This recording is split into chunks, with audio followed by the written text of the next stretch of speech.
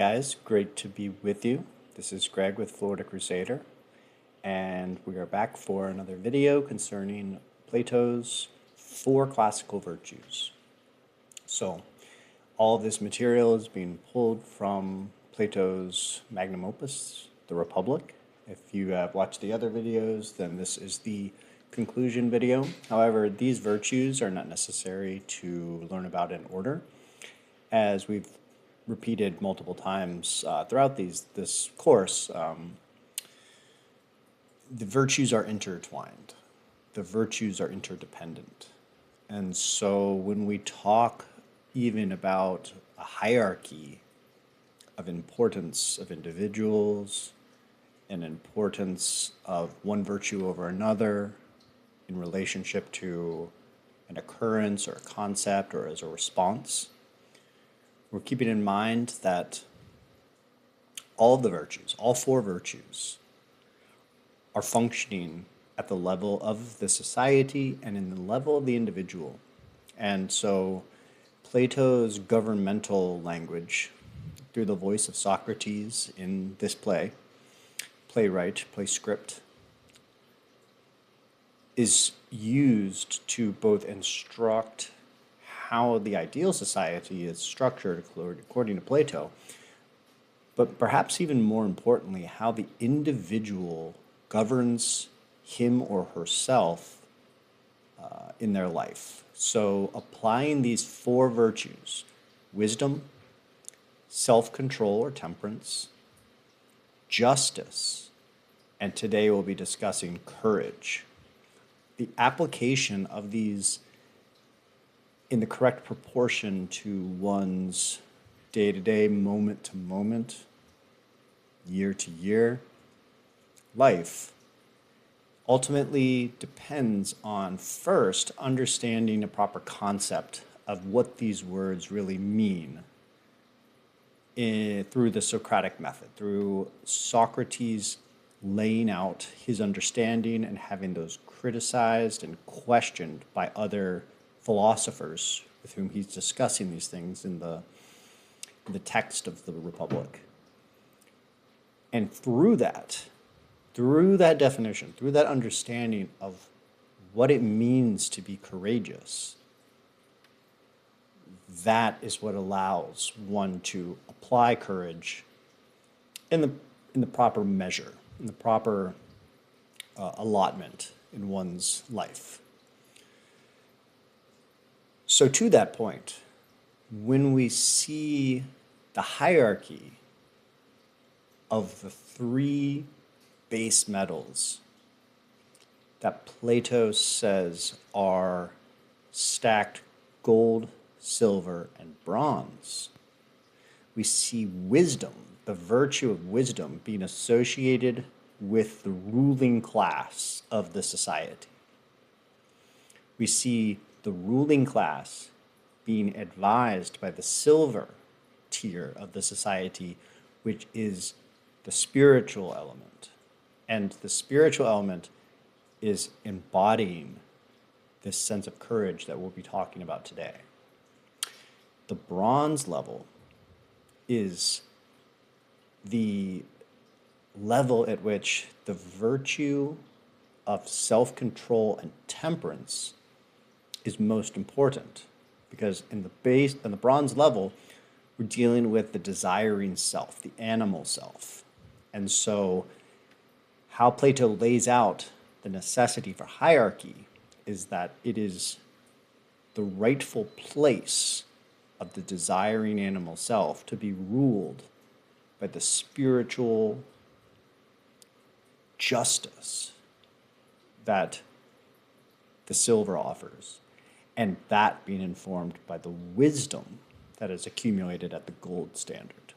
So this hierarchy of virtues being signaled by a hierarchy inside of the Republic, inside of the city-state. Plato defines courage, then, as being a form of preservation.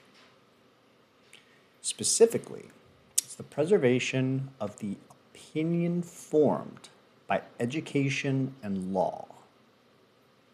by study and adherence to what is mutually agreed upon as right and good. The preservation must be absolute, remaining intact through pains, pleasures, desires, and fears.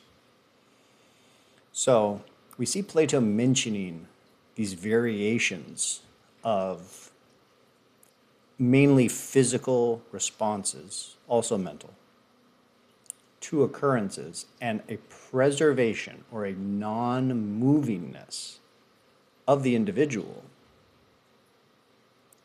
in elation, in sadness, in pleasure, and in pain.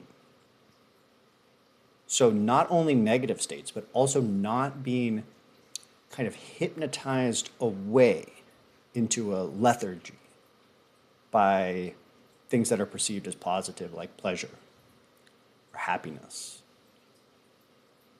These also, if they come about through a preservation of the right and the good, then we accept those, but there's this sense of detachment that Plato sees as right and good, that the republic, the city-state, and the governance of the self all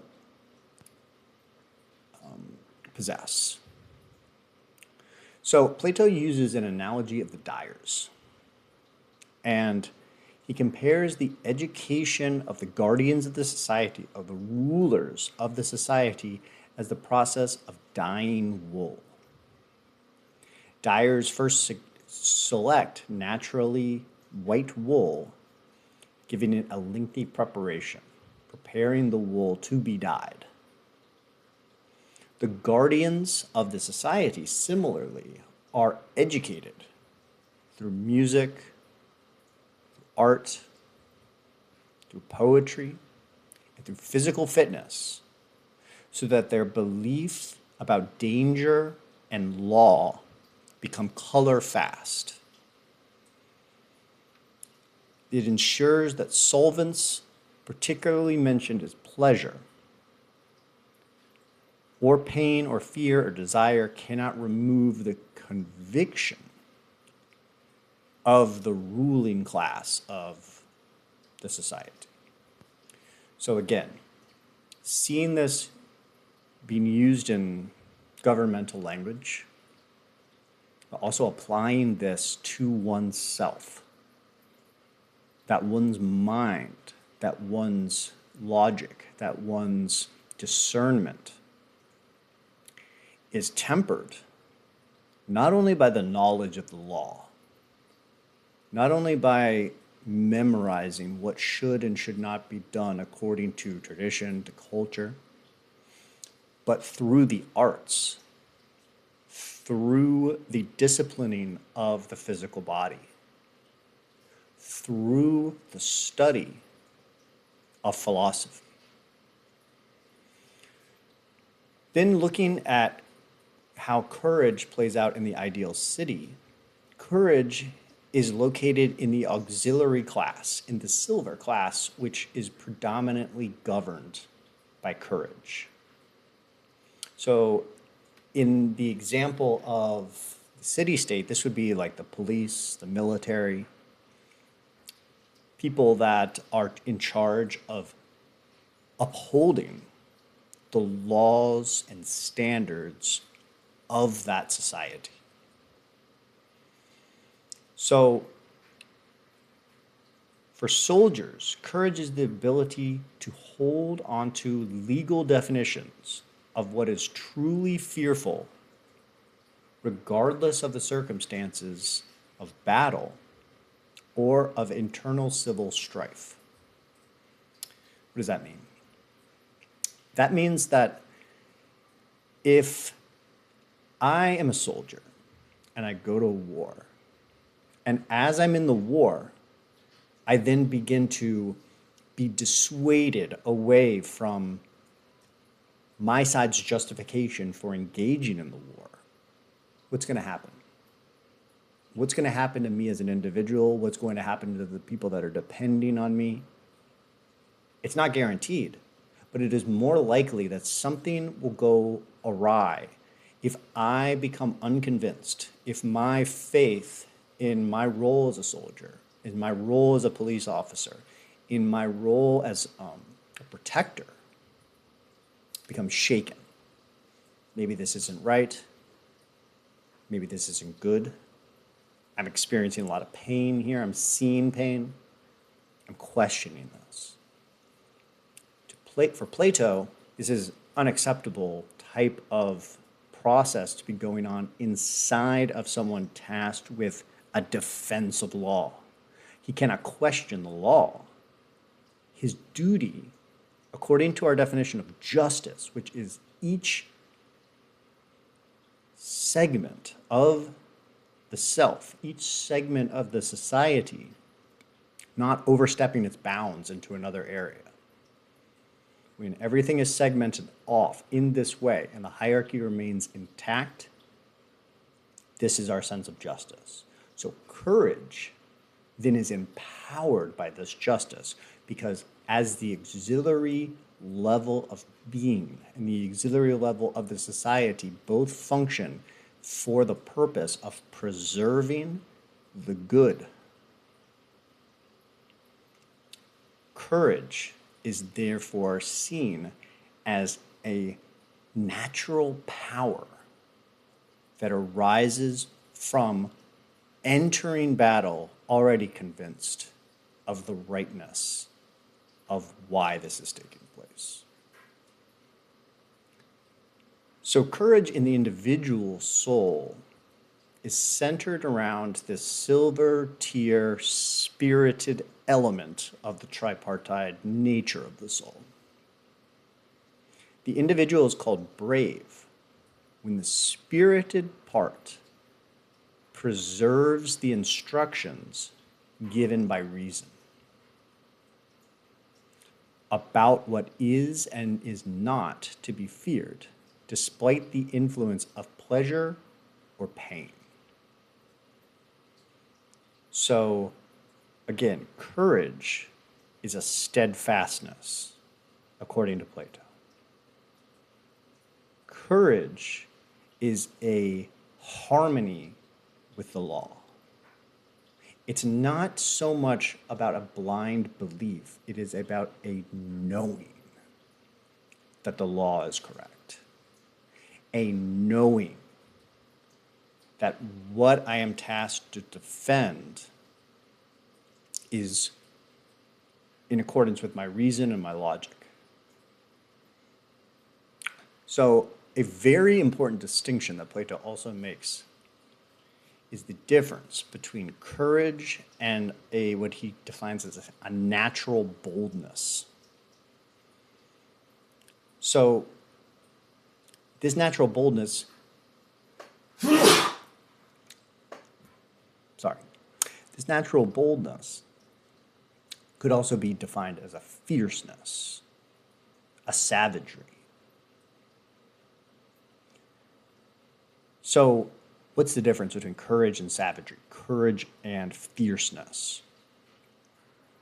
The spiritual understanding of courage is that it is balanced with a philosophical nature to prevent it from turning into savage cruelty. If we remember about Plato's warnings earlier in the Republic, he says that the inversion of the hierarchy of values, where now the desiring self becomes the ruling class, this inversion will be the downfall of the society. So, remembering that courage is the predominant virtue in the silver tier, the center of the hierarchy, not the top, not the bottom, the very middle. We understand that courage's place is to preserve reason and rationality as the ruler of the hierarchy and not allowing the desiring self to become tyrannical.